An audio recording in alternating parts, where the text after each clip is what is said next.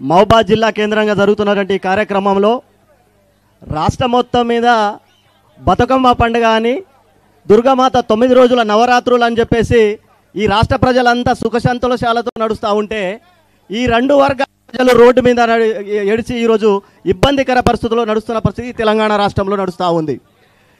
ఏదైతే మన మిత్రులు ఏదైతే మన మీద అభాండాలను చూపిస్తూ ఉన్నారో, మేము రాజకీయంగా వెనకబడ్డాం, మేము ఆర్థికంగా వెనకబడ్డాం, మేమేదైతే నిరుద్యోగంగా వెనకబడ్డామని చెప్పేసి మనవాళ్ళు చెప్తా ఉన్నారు.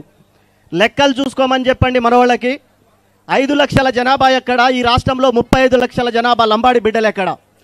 35 లక్షల జనాభాకి ఈరోజు 5 ఎమ్మెల్యేలు, 1 ఎంపీ గారే ఉన్నారు మనకు.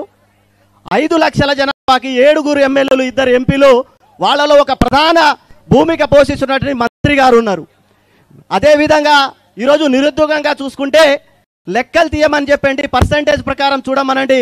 35 లక్షల జనాభాకి ఈరోజు రాష్ట్రంలో ఎంతమంది ఉద్యోగస్తులు ఉండాలి? ఈరోజు 5 లక్షల మంది జనాభాకి వాళ్ళు ఎంతమంది ఉన్నారని చెప్పేసి మేము తెలియపరుస్తూ ఉన్నాం.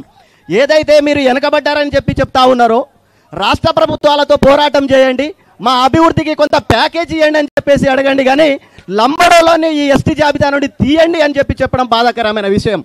లంబడోల తర్వాత భారత రాజ్యాంగం కల్పించిన దాంట్లో చాలా కులాలు మన తర్వాత ఎస్టీ రిజర్వేషన్లో కలిపిన పరిస్థితి ఈ తెలంగాణ రాష్ట్రంలో ఉన్నది. కాబట్టి మేము తెలియపరిచేది ఒక్కటే, ఒక్క లంబాడి బిడ్డలనే టార్గెట్ చేసి ఈ తెలంగాణ రాష్ట్రంలో బయట తీసే కార్యక్రమానికి మీరు పూనుకుంటే ప్రభుత్వాలకు మేము తెలియపరిచేది ఒక్కటే, ప్రభుత్వం పూనుకోవాలి, 2 వర్గాల బిడ్డల్ని కూర్చోబెట్టాలి, ఈ సమస్య ఈ రాష్ట్రంలో ఇంకా శాంతియుతంగా నడపాలని చెప్పేసి రాష్ట్ర ప్రభుత్వాన్ని తెలియపరుస్తూ ఈ పంచాయతీని ఎమ్మటే తెగ్గొట్టాలని చెప్పేసి తెలియపరుస్తూ నాకు ఈ అవకాశం ఇచ్చిన మా జగదీష్ గారికి ప్రత్యేకమైన ధన్యవాదాలు తెలియపరుస్తూ ముగించుకుంటాను. Thank you.